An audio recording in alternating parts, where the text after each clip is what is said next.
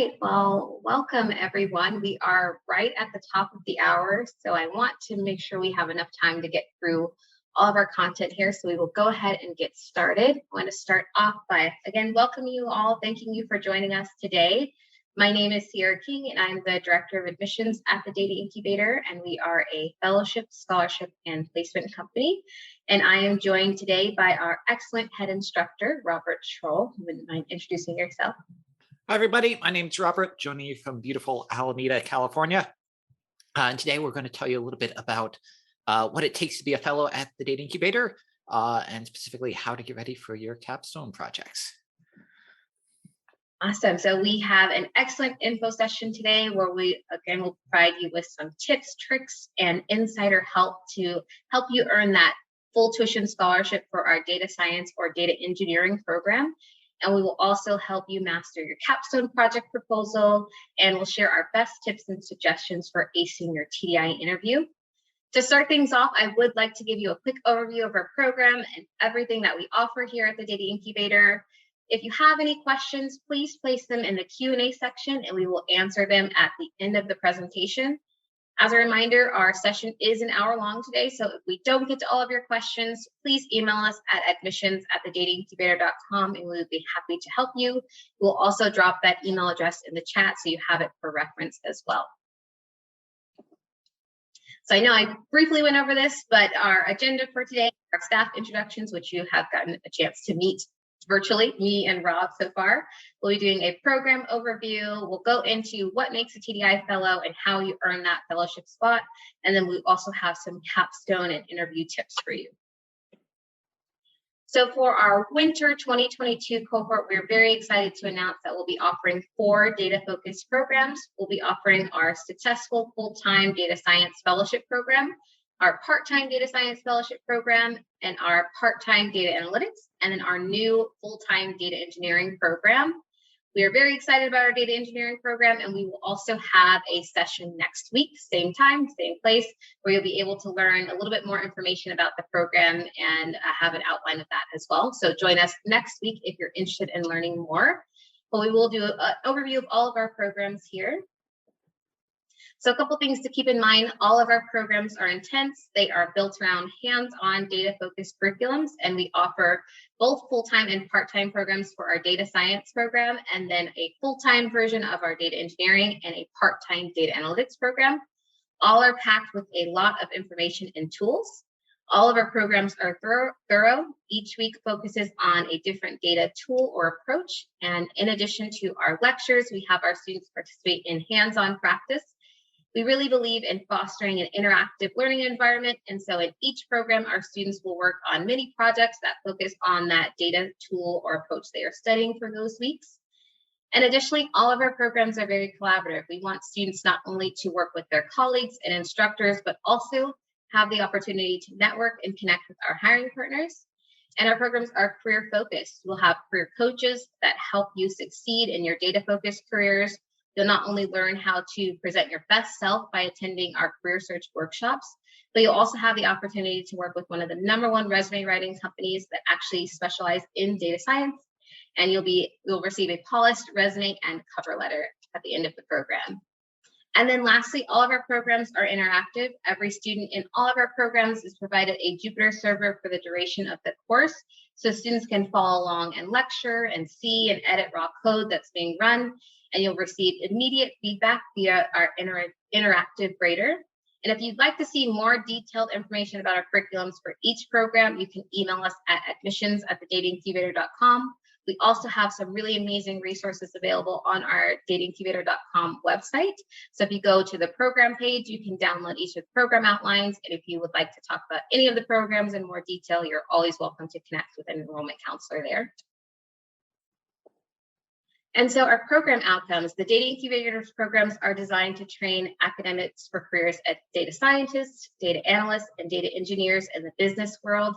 Each student will complete a capstone project that applies a different data science tool or approach that they've learned to a real world problem of their choosing. This is a great portfolio piece to add to your resume to showcase your ability to work with real world data. And then in our data science program, we see on average 82% of our graduates are working as data scientists within 6 months of completing their program. More data to come on our data analytics program, and we haven't run our data engineering program yet, but we will have some more data in the next couple of months for you there. And then as far as our graduates, so far, our graduates are working in over 55 different industries, including software, IT, internet, financial services, biotech, and many more. And then here is just a quick overview of some of our hiring partners. If you would like to see a more detailed list, again, I keep saying this email, it's probably in the chat at this point, but if not, email us at admissions@thedatincubator.com and we would be happy to share a more detailed list with you as well. All right, so now we're going to go into what makes a TDI fellow. And if you're brand new to the Data Incubator programs, you may be wondering, what is a fellow? So we admit 2 types of students into our data science and data engineering programs. Fellows are offered tuition-free scholarships to our full-time program, and we offer a limited number of these scholarships to highly qualified candidates, and we'll outline exactly what this means. Fellows are expected to leave any current employment to attend our programs and are expected to interview exclusively with our hiring partners. Scholars are the other type of students that we admit into our program. Scholars will pay tuition to participate in our program. They are not required to interview solely with our hiring partner network and may maintain any current employment. And scholars still have the same access to curriculum, resources, and tools as our fellow students. And just a reminder, full tuition scholarships are not offered for the part-time program. So if you have already submitted your application and you're interested in one of those full tuition scholarship spots, please email us admissions again, and we will be able to switch that for you on your application there. So a couple of things of what makes a TDI fellow. So a couple of things to note here is you'll have a master's or a PhD in a scientific or technical field. You'll have solved real-world problems with data in a job or research program. So make sure to upload a current resume that outlines your previous projects, training, and experience, so we can really get a full picture of what you've done and your accomplishments so far. You'll want to be comfortable in at least one programming language. A question we get asked pretty frequently is Python what we prefer, and Python is our preferred language, so it's used most frequently throughout the program, but having experience and programming in any language is acceptable and helps boost you for those fellow spots as well. Another thing to keep in mind is you'll wish to start a new job at the conclusion of the program. A big component of the fellowship spots is that we are looking to place you with one of our hiring partners, and you'll be interviewing exclusively with them during the program and for 3 months after. So you'll want to make sure that that is a goal of yours, is to find new employment at the end of the program. And you'll want to be able to keep an open mind about industries and locations for your next job. We understand that there's sometimes location and relocation constraints. So keeping in mind that if you're more open with your job search, there's more opportunities available for you.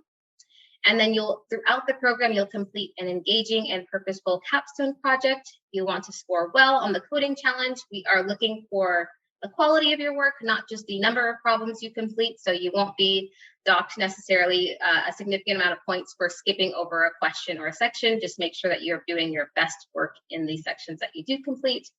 And then previous work experience is a plus, but is not a requirement for these fellow spots as well.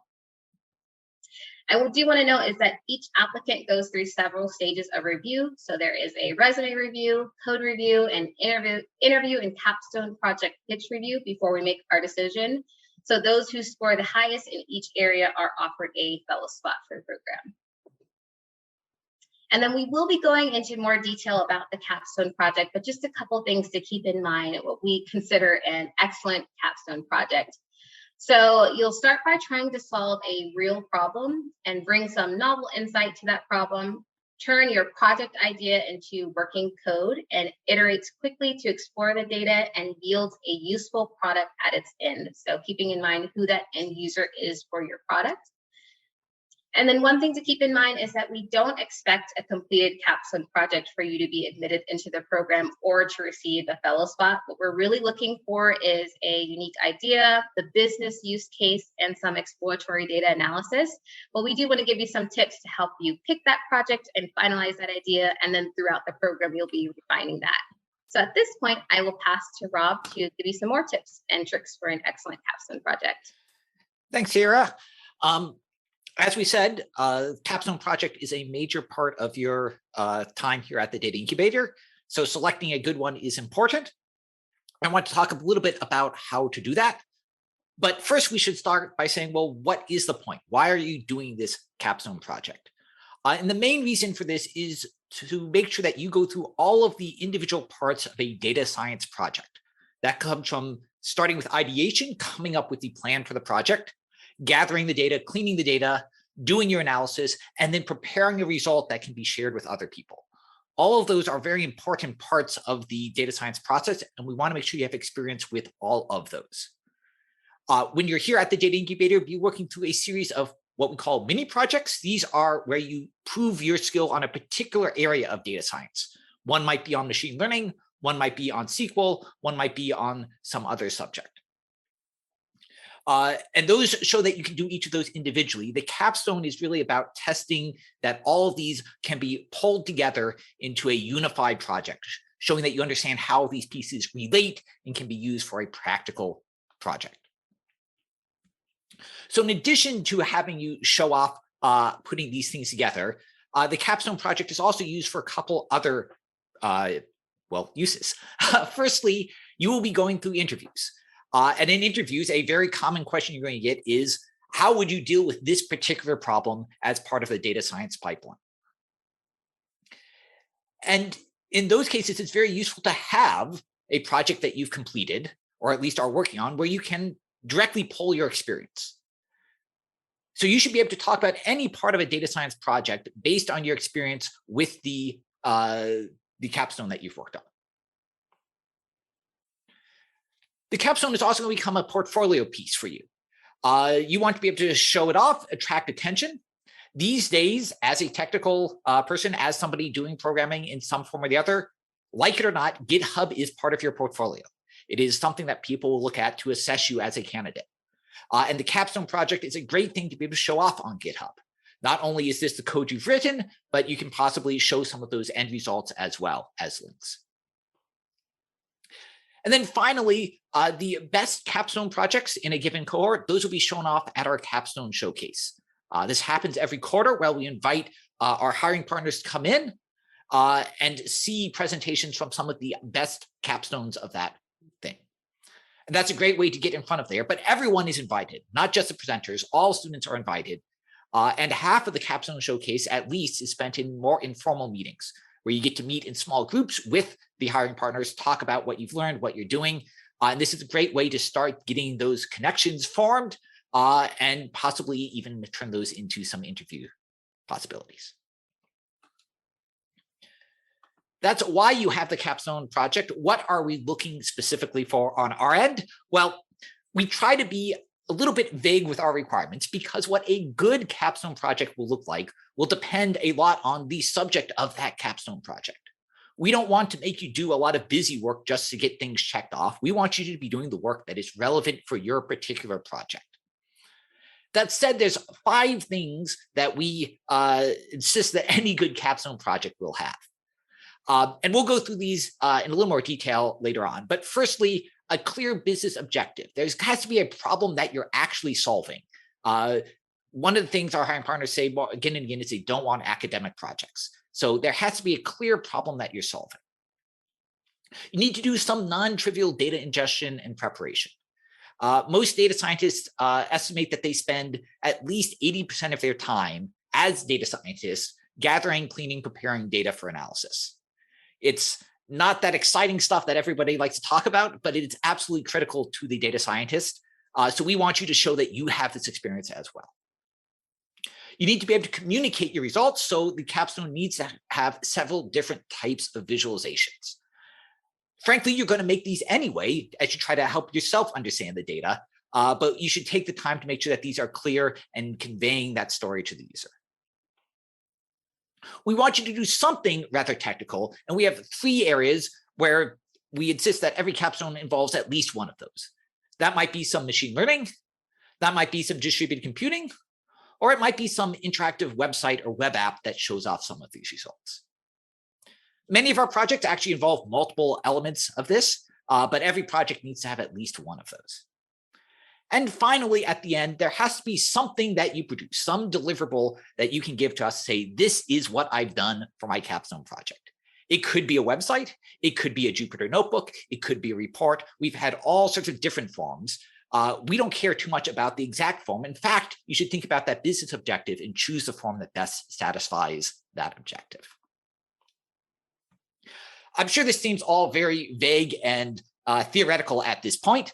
So let's talk about a couple memorable ones off the top of my head. And it's not displaying very nicely, but that's okay. I'll tell you what's going on in them anyway. One I remember out here was a student wanted to determine what the best ramen restaurants were here in the Bay Area. And it turns out if you look at Yelp, for example, all ramen restaurants have 3.5 stars. So the star rating isn't telling you much, but by looking at what people actually wrote about those restaurants, the student was able to determine that there were a bunch of different options there, different things that people were interested in.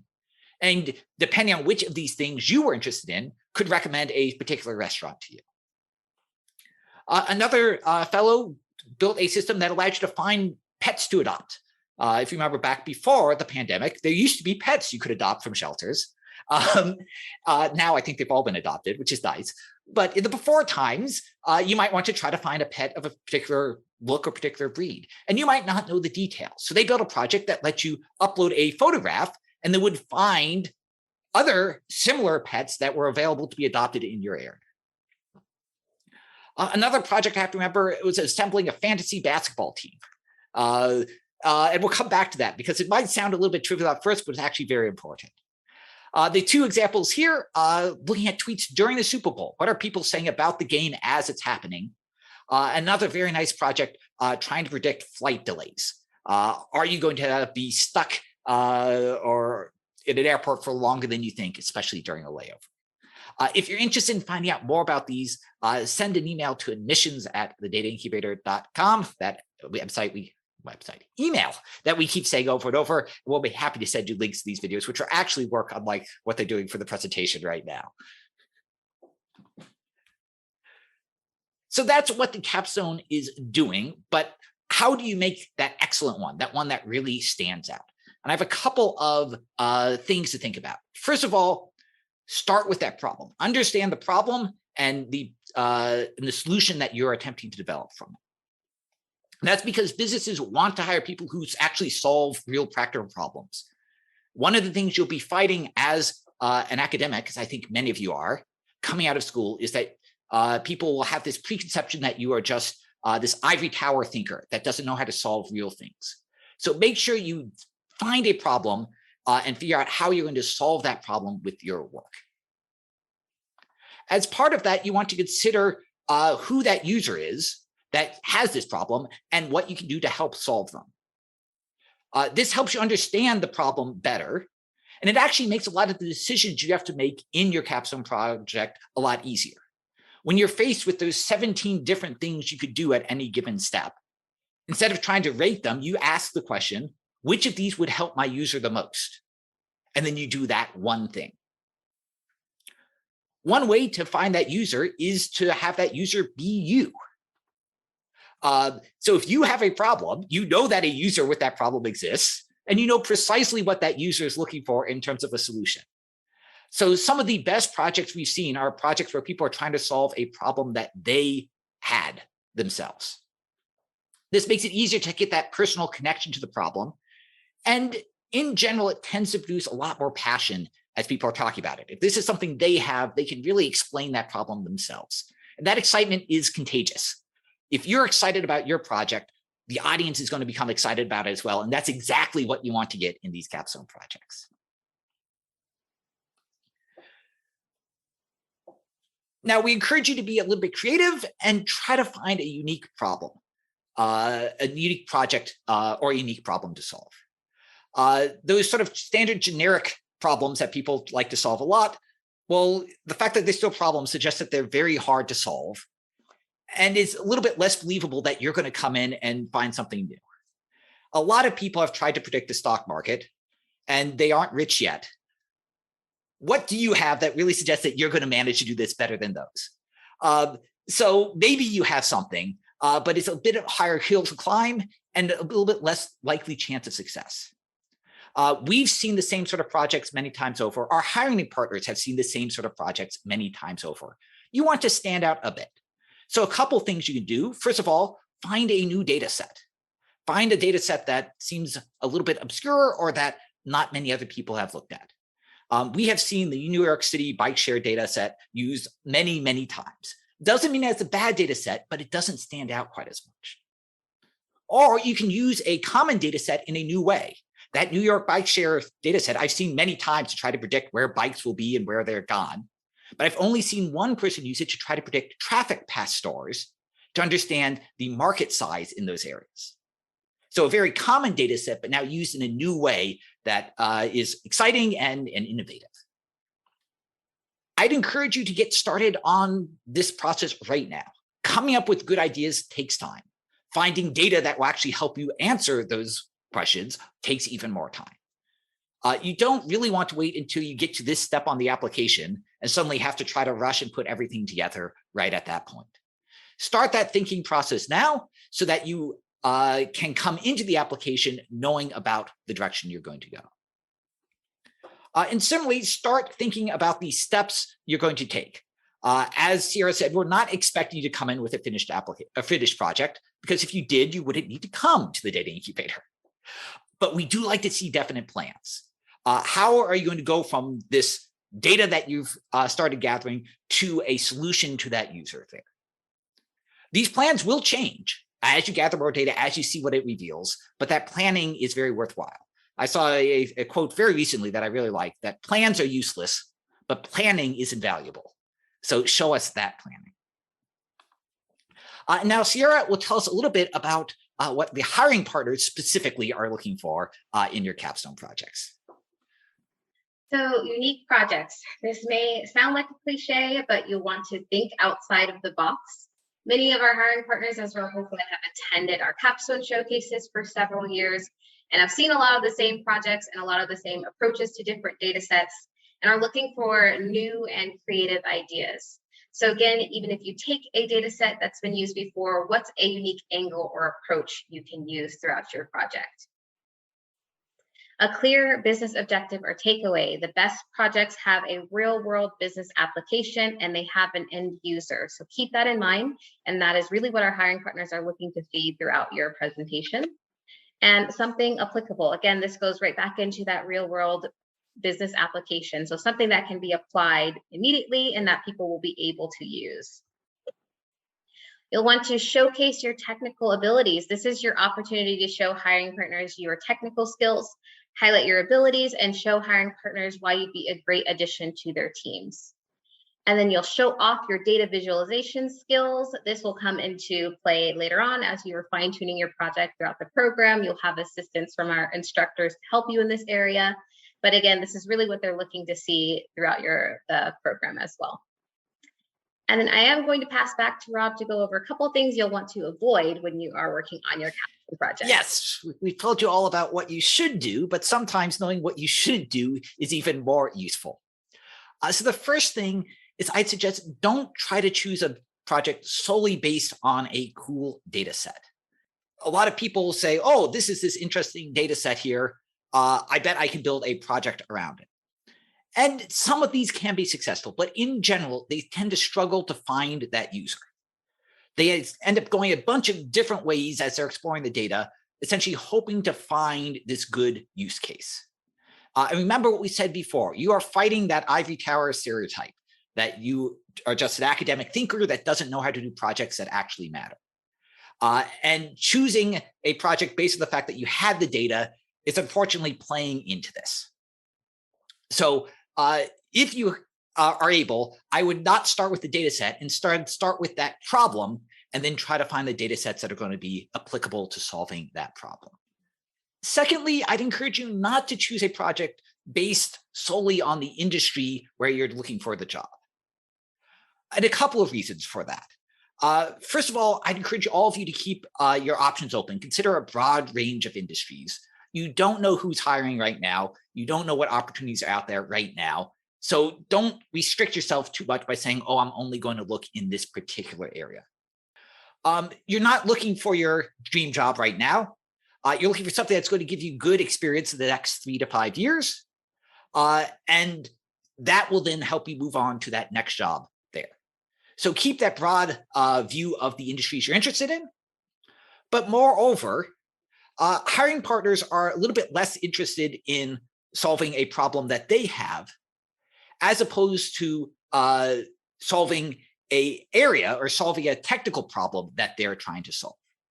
And they will be able to see how they can apply the things that you've come up with to try to solve the problems that they have.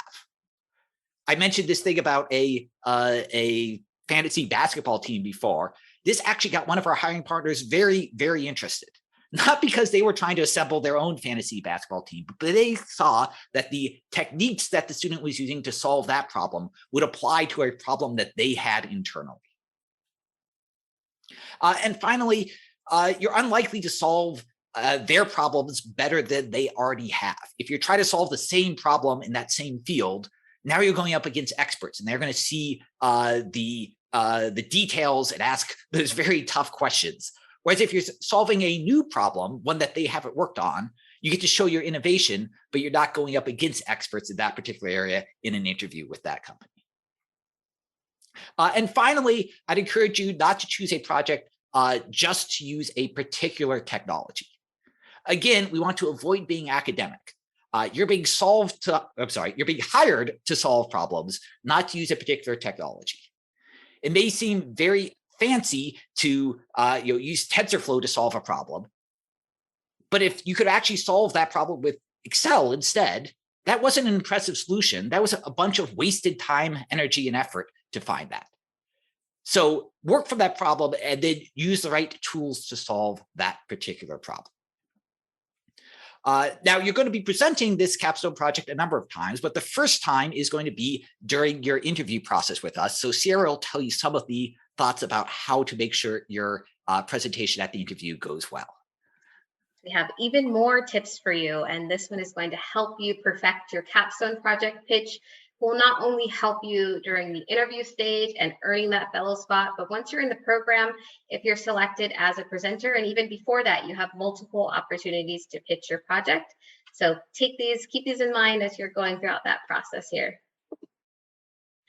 So your capstone project is your opportunity to tell your story, know your audience, and engage with them. The what matters just as much as the why. So provide context, set the stage, and use descriptive language and make the why easy to understand. The context makes the story relatable and memorable. During your speech, my speech, if I could correct that, how you speak matters just as much as what you're saying. So the tone of your voice speaks volumes, how you're emphasizing what you're saying by the inflections in your voice. And you'll want to record yourself to assess the type of speaker that you are and watch the recording and take notes. And then think about what's the takeaway. You have to pay attention to how you speak, and this can matter just as much as what you're saying. And it's very obvious when someone is confident and clear, and it's also just as obvious when a person isn't. So make sure that you use some time to prepare before any pitch that you have. And then you'll want to end with a bang. Again, another cliche that we have in here, but it really resonates when you are pitching this project. Every story has a beginning, middle, and end. If someone only remembers how you ended, what will be the lasting impact you leave with that person? And will your ending leave the audience wanting more? So that's really what you want when you're pitching that project. You want us to have more information, and hiring partners want to reach out to you and have more questions about your project or your process and how you came up with it. And you'll want to make sure that your pitch is focused. In your capstone project proposal interview portion, you have 3 minutes to pitch your project, and 3 minutes go by very fast. So make sure that your main message is easy to understand. Make sure that it is interesting. And this is all going into preparing and recording yourself and watching those recordings. Would someone want to learn more? Again, that's that ending with a bang. Do you leave us wanting more information about your project and your processes?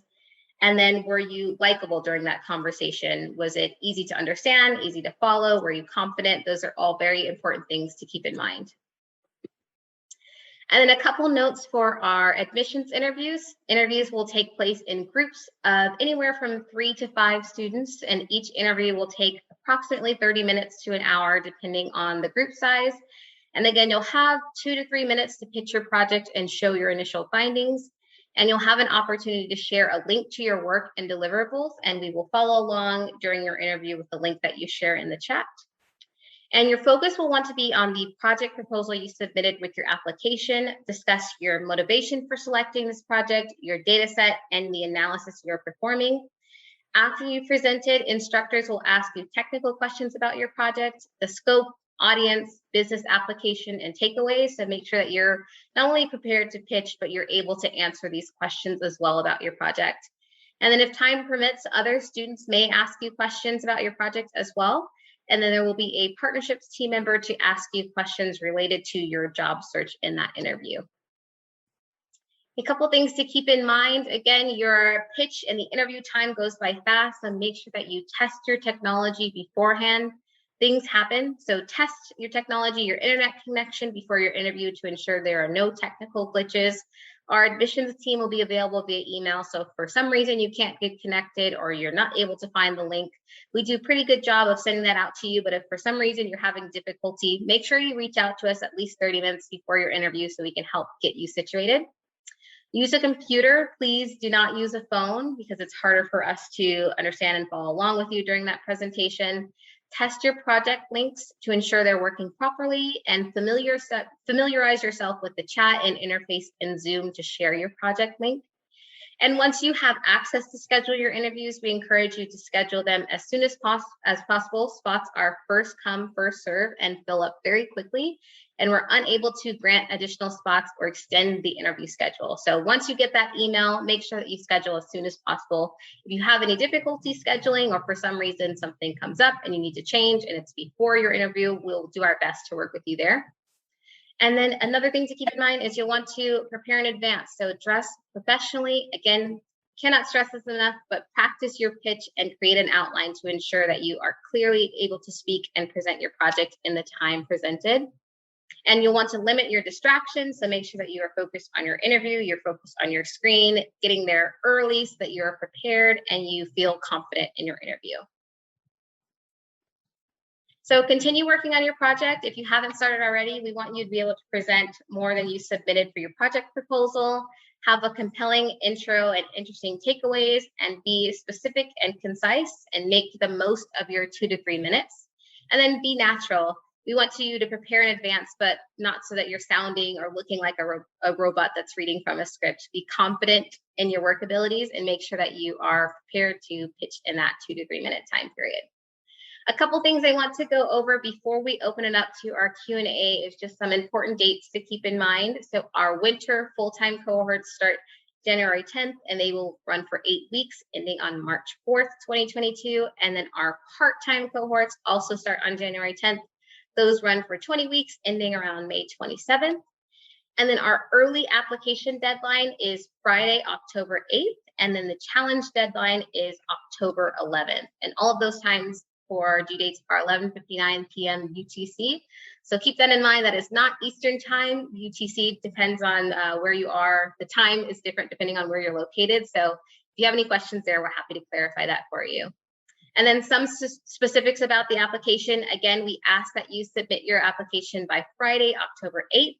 And when you do, make sure you mention that you attended this session today and you will get priority application review. And then you'll have that 72 hours to complete your challenge from the time you open it. And the challenge deadline is October 11th. You can't complete the challenge unless you submit the application. So just in general, I recommend you complete the application and the challenge sooner than later to avoid any technical issues. We are unable to reopen the application or challenge after that deadline. And then if you are interested in applying to our program, if you're here today and you haven't already, which I hope that you are, you can go to thedataincubator.com/apply to submit your application. And if you have any questions about your specific situation, this presentation, or going through the application process, again, that email we keep dropping, admissions@thedataincubator.com. Email us there. We can connect you with an enrollment counselor to help you answer those questions. And then again, if you haven't already, if you already submitted your application, email us if you would like to have that priority consideration for attending today. If you haven't submitted your application, you still have some time to add that there.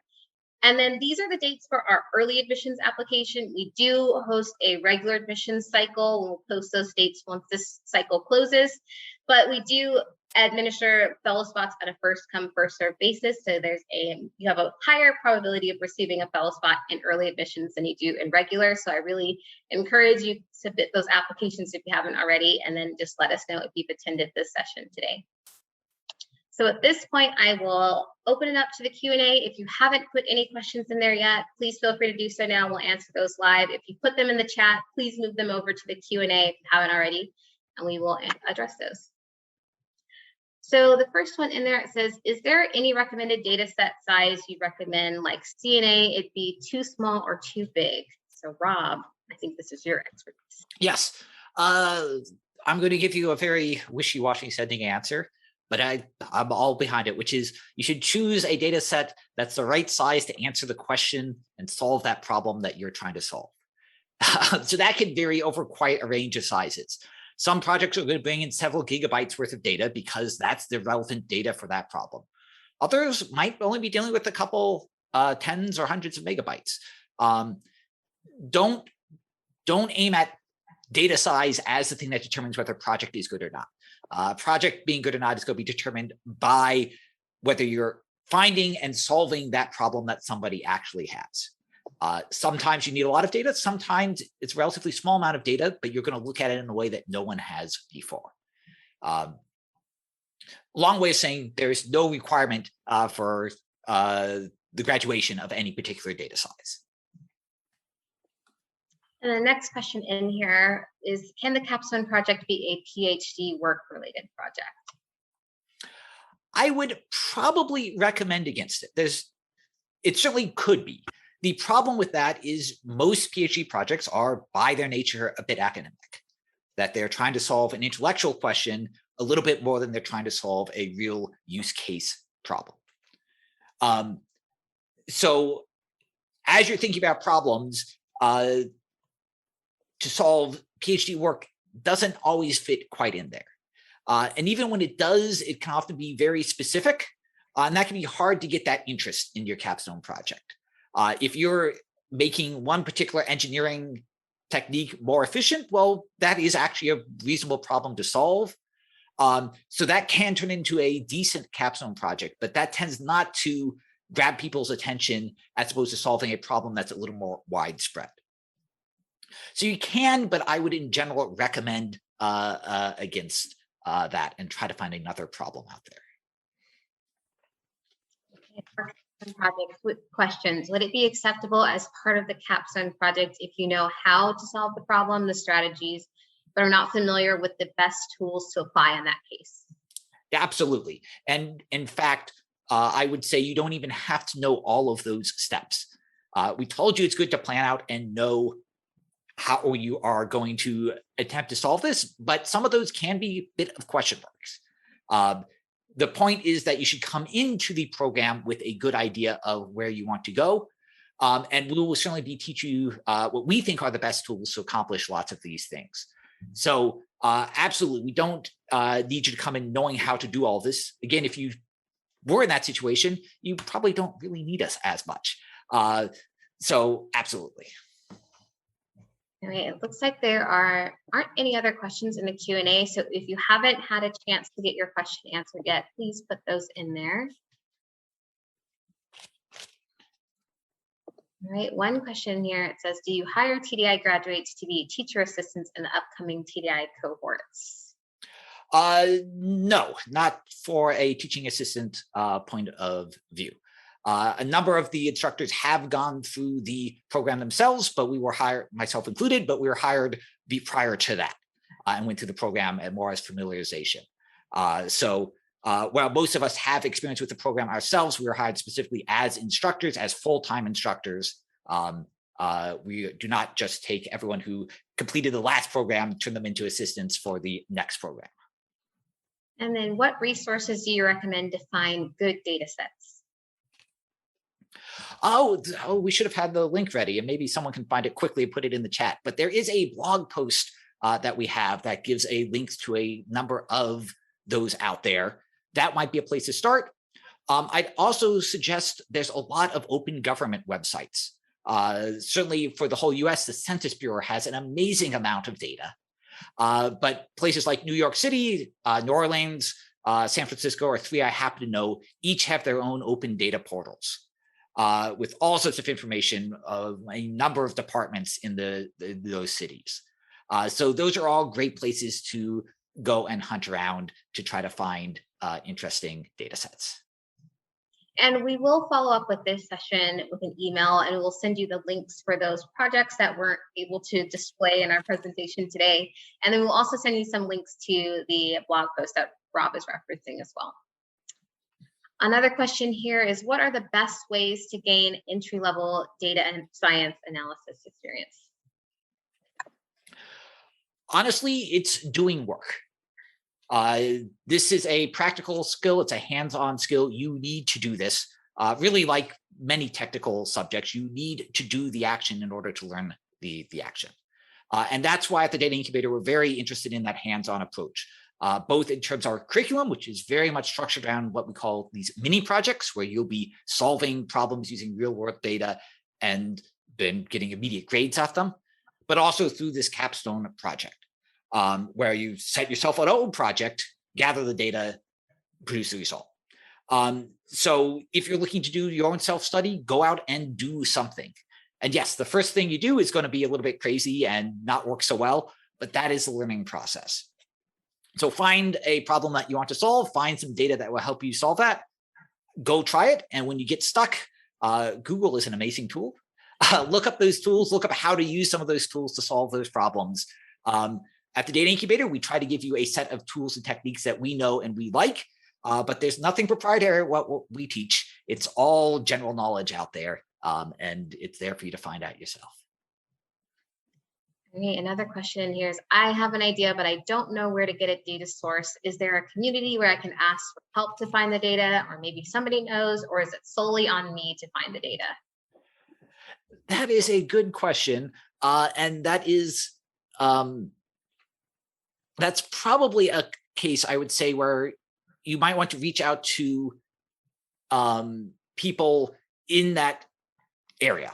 That is, I don't think that you're going to find a general, we know about all the data there is community.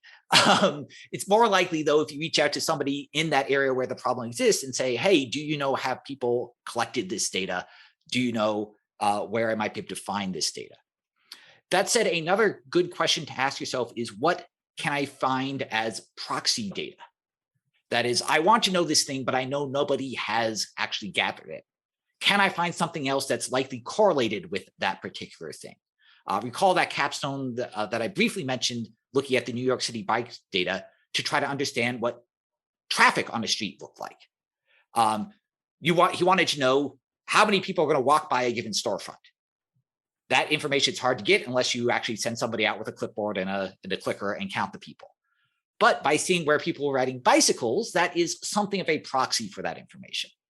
So there's lots of cleverness you can provide there, but I realize I'm not giving you a definite answer. It's going to take cleverness, yes. All right, another question here is, what is the application process like? Should we be ready with a capstone? So just to go back and review, for the application, you will submit your typical type of application, where you will have some background information about you, and you'll attach a copy of your most recent resume. At that point, once you submit your application, you'll be sent an email with a coding challenge that you'll complete. Once you've completed the coding challenge, then our team will go through and we'll do resume review. So again, that's why it's very important to make sure you have an updated resume on there so we can see all of your experience, projects, and accomplishments so far. At that point, you'll be invited to interview. And I will say, in the coding challenge, there is a Capstone Project proposal where you will pitch your idea there. And then in the interview is where you will pitch your project that you proposed in your coding challenge. So should you be ready with a capstone? I would say if you're planning on applying for winter, there's no deadline. You should start sooner than later. You should start before you submit your application, so you have some time to think about an idea, find a data set, and have an idea in mind when you complete the application. And then you have until the interview portion to actually have a deliverable available there. And as far as how we review candidates, again, it is that resume review, code review, and then we will review your capstone project and notes from your interview to determine admission, and then also to determine our top candidates for the fellow spots. Another question here is, can the capstone project be a part of a bigger project? It can, but I would recommend that you make sure it at least stands alone. That is, you should be able to talk about this project and have people understand the value of it on its own without understanding the larger part of that project. So I think this relates a little bit to some of those questions about a PhD project or other projects you've been working on. Yes, you can take those things, but it's important that it stands alone, and it's often harder to do, harder to decouple those when you take this approach. And then is the capstone project data set limited to targeted companies, or can I use the data set to address the problem in a particular field? Use whatever data set you can find and legally get access to, I guess I should say.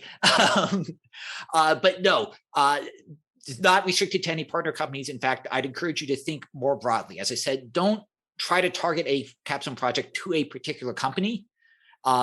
It's people that have the most success are actually finding a project that's perhaps unrelated to what a particular company is working on, but showing that devotion and that passion for that project is what gets the interest from the hiring partners. And then another question here is, how long will it take to get an answer if we are selected for interview? So it's actually very quick from once you move to the interview stage to when you get your acceptance. We generally have interviews Monday through Thursday, and then we send out our acceptances on Friday. So after the coding challenge, there's time built out for you to schedule your interview. And then after you complete your interview, in a couple of days, depending on when you schedule, is when you will find out if you've been accepted into the program. And then also at that time, you'll find out if you have received one of those full tuition scholarships. Another question here is what to expect in the coding challenge. So there's usually two parts of the coding challenge. One is testing your ability to deal with data. The other is testing your ability to write a little bit of code. And we're not expecting anybody to complete all the questions in all of those parts. To a certain extent, what we really are looking for is success in one of those two areas. Certainly, if you can succeed in both areas, that's an even larger feather in your cap. But if you're making progress in at least one of those areas, that assures us that you can succeed within the fellowship program. So as you see some of these coding challenge problems, don't panic if you can't solve all of them. We're not expecting you to solve all of them, but we are expecting you to give at least a couple of them a try and make a little bit of progress on them. I will say too, if you're putting your questions in the chat, we're not able to pull those up. So make sure that you're putting them in the Q&A section to get those answered. And also, if you have any questions, if it's about you specifically or something you don't feel comfortable asking in front of the group, again, email us admissions@thedataincubator.com. We'll get you connected with the counselor to help answer any questions you might have. Okay, are fellow spots deferrable? So no, you cannot defer as a fellow. If you choose to defer your enrollment, you would have to defer as a scholar, which means you'd be a tuition paying student. So if for some reason you cannot accept your spot for a current cohort, I encourage you to withdraw your application and apply again for a future cohort. And then would NLP-based capstone projects be acceptable? Absolutely. NLP, for those who don't know, is natural language processing. And it's a powerful tool because lots of data can be locked up in human text as opposed to nice readable Excel files. So absolutely, in terms of topics, we're very broad. And this is why the capstone requirements are very broad. What we're more interested in is the problems that you're solving with your data. Great. If you have other questions, I see a couple being answered right now by our Raven. If you haven't noticed, our moderator here answering questions for us that we are not able to answer live. But if you have other questions that you'd like us to answer, please put those in there. Okay, another one here is there a recommended software or programming language for solving the coding challenge? Whatever you know. the coding challenge is probably not a great time to be learning a new programming language. So I'd stick with a language that you're already familiar with that you're comfortable with, and use that there. As mentioned, we teach mainly Python in the fellowship program itself. Python is used widely throughout the data science industry, so it is something you probably want to know. But we are not looking for usage of a specific language. If you have experience with just about any programming language, you'll find Python is not too difficult to pick up, and we have resources to help you do that at the beginning of the program as well.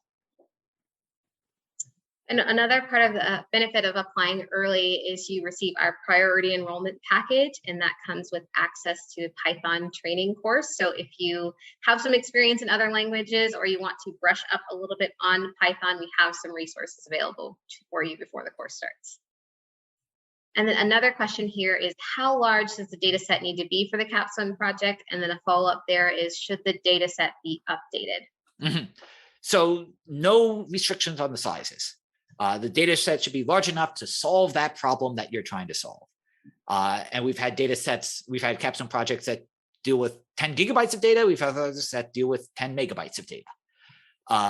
So don't look at that in terms of a qualification for the project itself.